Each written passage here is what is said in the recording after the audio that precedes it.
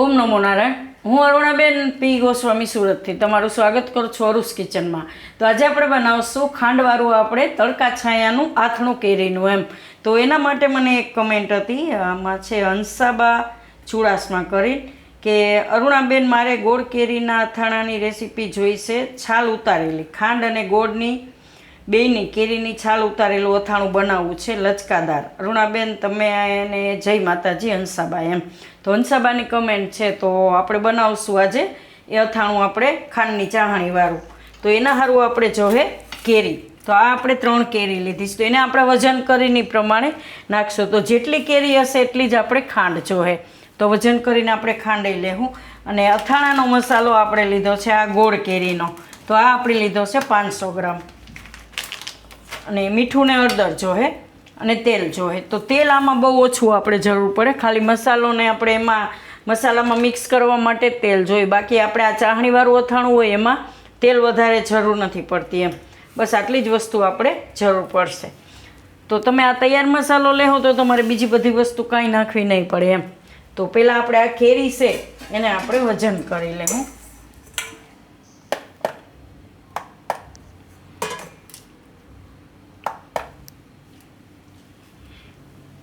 તો કેરી કાચી લેવાની. તો આપણે રાજાપુરી કેરી લીધી છે. તો 1 કિલો ને ઉપર 300 ગ્રામ જેટલી કેરી છે. તો એ પ્રમાણે આપણે ખાંડનું ચોખી લેવું, માપ કરી લેવું. તો કિલો જેટલી ખાંડ આપણે નાખશું, કેમ કે આમાંથી છાલ ને ગોઠલાને નીકળી જાય એટલે એ પ્રમાણે આપણે નાખશું એમ.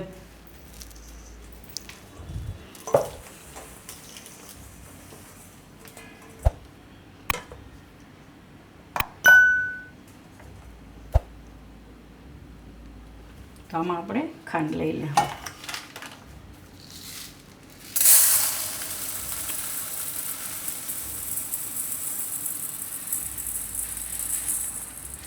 એક કિલો આપણે ખાંડ જોઈએ.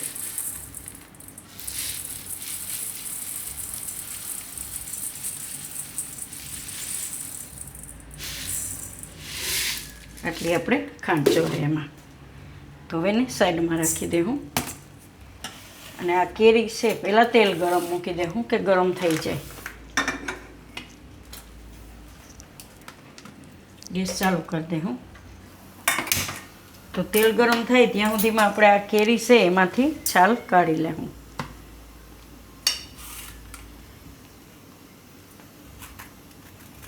છાલ કાઢીએ ને એટલે આ કેરી જલ્દી ગળી જાય એમ, અને એકદમ ખાવામાં સરસ લાગશે.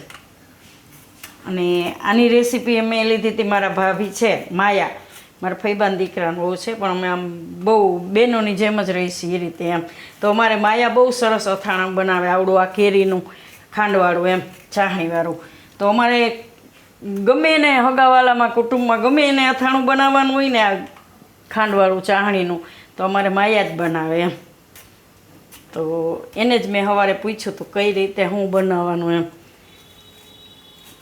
કેમ કે અલગ અલગ વસ્તુ છે, અલગ અલગ માણસ અલગ અલગ વસ્તુમાં કેમ બનાવવામાં ઓલા હોય શું કે એક્સપર્ટ, એટલે એમ કે આપણે પૂછી લેવાનું એમ. તો આ બધી કેરી આપણે છાલ કાઢી લેવું આ રીતે. તો કેરી આપણે છાલ કાઢી લીધી છે. તેના ઉપરથી આ ભાગ આપણે થોડુંક કાપી નાખીશું આ રીતનું. નાના ટુકડા કરી લેવું આપણે. તો નોર્મલ આપણે અથાણાની કેરી બહારથી ટુકડા કરાવીને લઈ આવતા હોય, પણ આપણે આમાં બતાવવું પડે બધું, કેમ કે આપણી પાસે એવું ચાકુ ન હોય જે આપણે ટુકડા કરી શકીએ એવું એમ.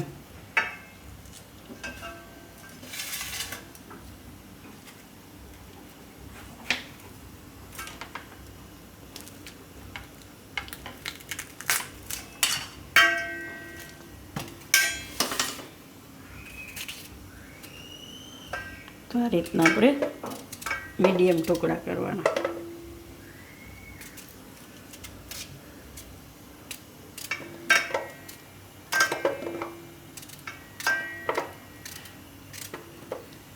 તેલ આપણું હવે ગરમ થઈ ગયું છે, તો એને ગેસ બંધ કરી દઉં અને આપણે નીચે ઉતારી લેવું. તો આ તેલને આપણે એકદમ ઠંડુ કરવાનું છે. તો કેરીના ટુકડા કરી લે.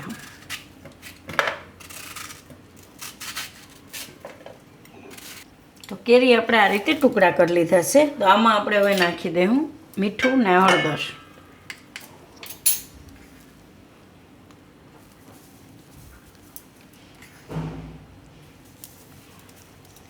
તો આ રીતે આપણે 3 ચમચી ભરીને મીઠું નાખ્યું છે. આ નોર્મલ ચમચી છે, આપણે જે ઘરમાં વાપરતા હોય આનાથી આપણે હળદર લઈ લેવું. હવે તો 1.5 ચમચી જેટલી આપણે હળદર નાખશું. હવે આને મિક્સ કરી લેવું.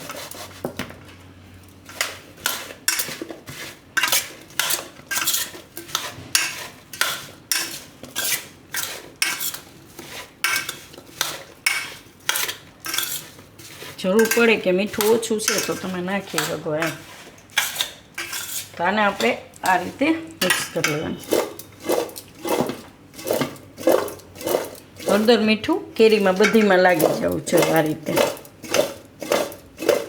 તો આને આપણે રહેવા દેવું ઢાંકીને આખી રાત.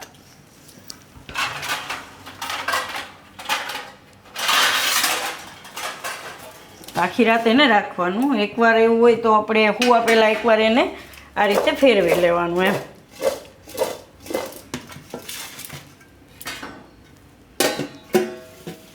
એને રાખી દેવું. આ તેલ છે એને આપણે રહેવા દેવું, કેમ કે એને એકદમ આપણે ઠંડુ કરવાનું છે. એટલે મસાલો આપણે પછી સવારે જ મિક્સ કરશું એમ. અને ખાંડ તો એને આપણે અત્યારે રાખી દેવું. તો કેરી આપણે પલાળી હતી સાંજે હળદર મીઠામાં, તો એકદમ સરસ આ રીતની થઈ જાય અને પાણી થઈ જાય આ કેરીનું હળદર મીઠાનું એમ. તો આ કેરી હવે આપણે કાઢી લેવું. આખી રાત આમ નમ રાખવાની એટલે એકદમ અસલ આ રીતની થઈ જાય.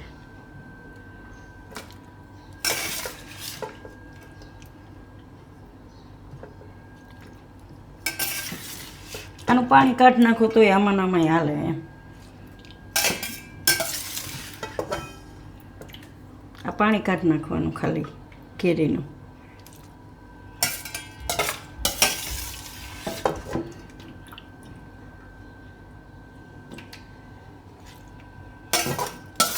તો કેરી આપણે બધી કાઢી લીધી છે.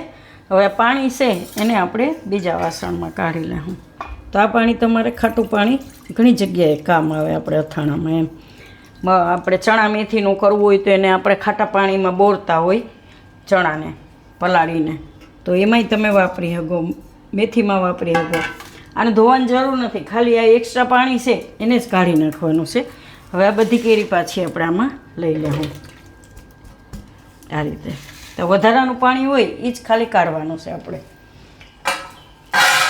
તો હવે આપણે જે ખાંડ લીધી હતી એ ખાંડને આપણે દળી લેવું. તો આને આપણે પીસેલી ખાંડ જ નાખશું. તો એની ચાહણી જલ્દી આવી જાય. પીસેલી ખાંડ હોય ને એને ઓગળી જાય જલ્દી એમ. તો આને મિક્સરમાં પીસી લેવું આપણે. તો આ ખાંડ આપણે પીસી લીધી સારી રીતની. તો આને આપણે સીધી કેરી ઉપર જ નાખી દેવું. તો બધી ખાંડ આપણે એવી રીતે પીસી લેવું. તો બધી ખાંડ આપણે પીસી લીધી, સામાં મિક્સ કરી દેવું.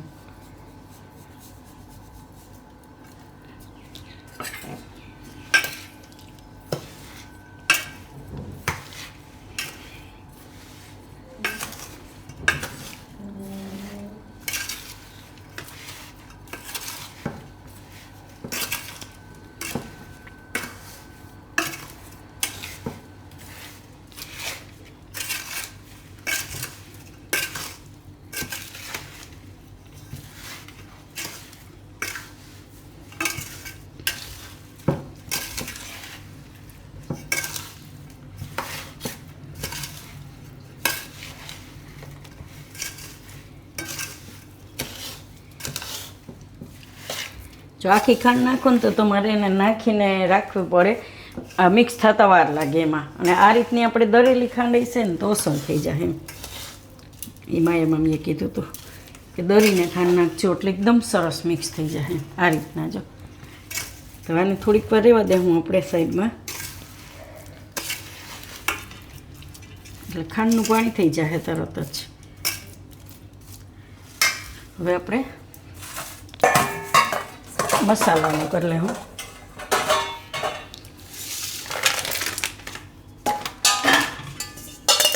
તો આ રીતનું કોરું વાસણ લેવાનું, પાણીવાળું ન હોવું જોઈએ.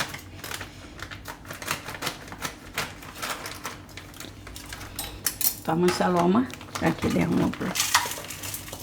તો આમાં ખારેક હોય, ગોળ હોય, બધું હોય, મીઠો મસાલો હોય ને એમાં. એટલે આપણે બહારથી કંઈ બીજી વસ્તુ ના લેવી પડે એમ. બીજું તમે બાકી ઘરે મસાલો બનાવી શકો, આપણે ઘરે બનાવ્યો જ છે, પણ આમાં શું છે કે બધી વસ્તુ આમાં આવી જાય, તો ઓલું અલગ અલગ વસ્તુ આપણે લેવી ન પડે એમ. આપણે અલગ નોખો મસાલો બનાવીએ તો એમાં બધું તમારે અલગ અલગ લેવું પડે, નાખવું પડે. પણ આ રીતનું હશે ને તો તમારે કંઈ બીજું નહીં લેવું પડે, ખાલી એક મસાલામાં બધું આવી જાય.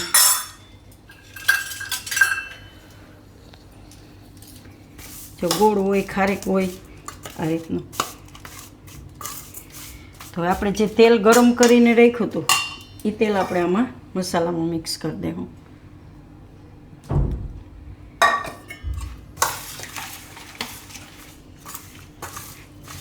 આ રીતે જરૂર પડે એ પ્રમાણે નાખવાનું. પછી એવું લાગે તો અથાણામાં તમે ઉપરથી આ તેલ નાખી શકો એમ. તો અત્યારે આપણે આટલું જ જરૂર છે, તો એટલું જ અડધું જ આપણે નાખ્યું છે એમ. આ રીતે તો આપણે જે ચાહણી આવી જાય ને ત્યાં સુધીમાં આ મસાલો આપણે એકદમ અસલ થઈ જાય પલળીને એમ. તો પછી તમે એ અથાણું તરત જ ખાઈ શકો એમ.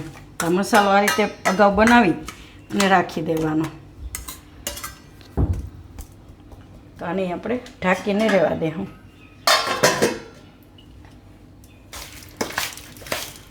તો આ રીતે ખાંડ બધી મિક્સ કરી લેવાની.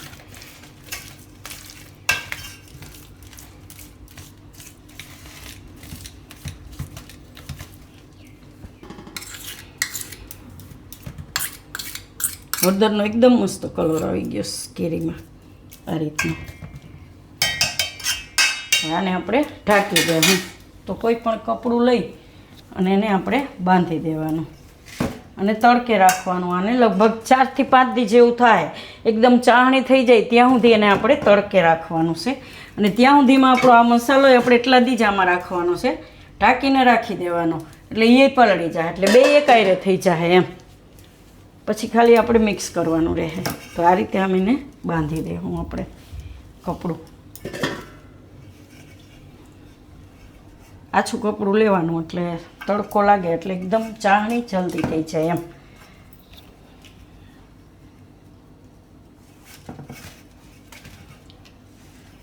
કીડીઓનું ધ્યાન રાખવાનું, જ્યાં કીડીઓ આવતી હોય એવી જગ્યાએ નહીં રાખવાનું એમ. હવે છેડાઈ બાંધી દેવું આપણે.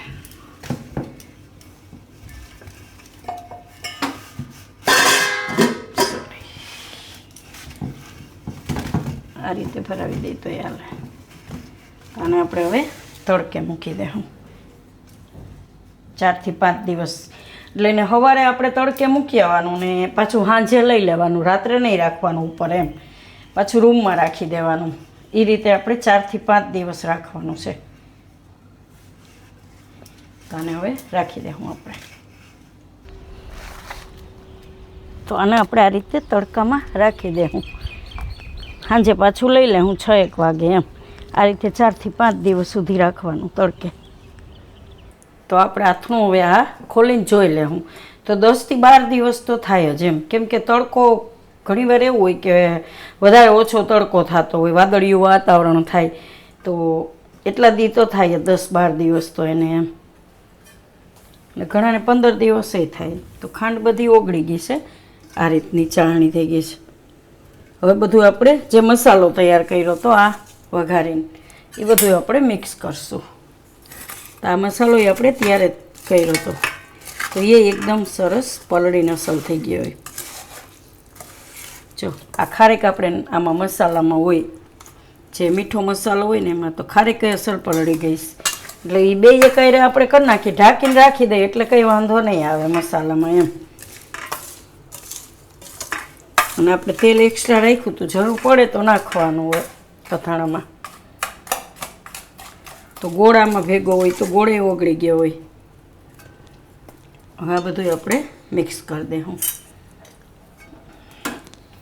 તો આમાંથી બધું આપણે લઈ લેવું આમાં.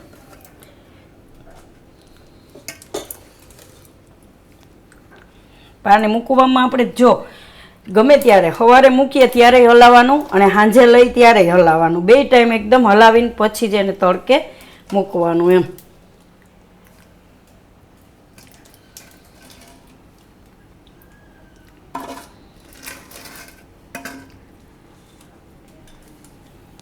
અને મિક્સ કરી દેવાનું.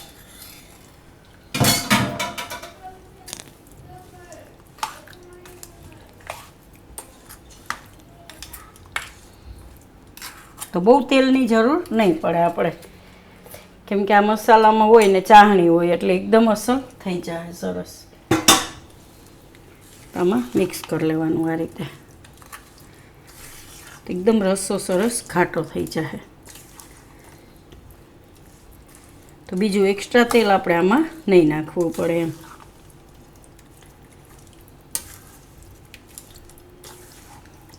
અને આપણે આ રીતે મિક્સ કરી લેવાનું, તો એકદમ સરસ ઘાટો રસો થાય અને મજા આવશે ખાવાની. તો તમને ભાખરી આવી રહે કે ગમે એ પરોઠા, ભાખરી, ખીચડી આવી રહે એકદમ સરસ થઈ જાય. મીઠું અથાણું જેને વધારે ભાવતું હોય તો આખું વરસ આવું ને આવું રહે તમારે, પણ થોડી કેર કરવી પડે ને. તમે બરણીમાં ભરો એટલે એમાં પાણીવાળો હાથ ન અડવો જોઈએ, બરણી કોરી હોવી જોઈએ. જે ચમચો કે ચમચીથી આપણે અથાણું કાઢીએ એ કોરું હોવું જોઈએ.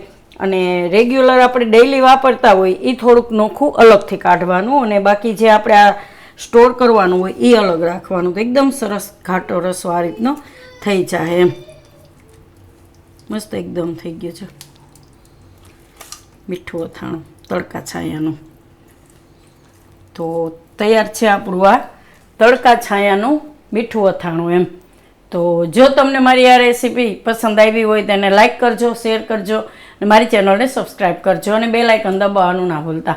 કમેન્ટ કરીને કહેજો કે તમને કેવું લાગ્યું આ તડકા છાયાનું મીઠું અથાણું.